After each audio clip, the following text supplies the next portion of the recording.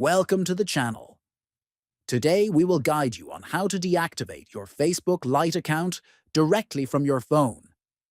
If you have been considering taking a break from social media or simply want to temporarily disable your profile, first, open the Facebook Lite app on your phone. Next, look at the top right and tap on the three horizontal lines.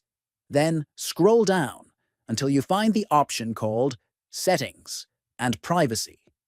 Tap on it to open more options.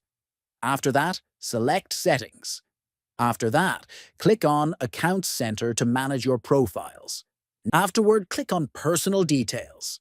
Next, choose Account Ownership and Control. Then, tap on Deactivate or Deletion. After that, select your profile name. Next, choose Deactivate Account and tap on Continue. Then, enter your password and click Continue again. After entering your password, select a reason for deactivating your account from the provided list. Next, click Continue. Next, click Continue.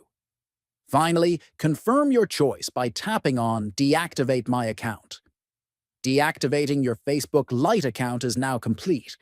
Your profile will be hidden, and people will no longer see your timeline until you choose to reactivate it.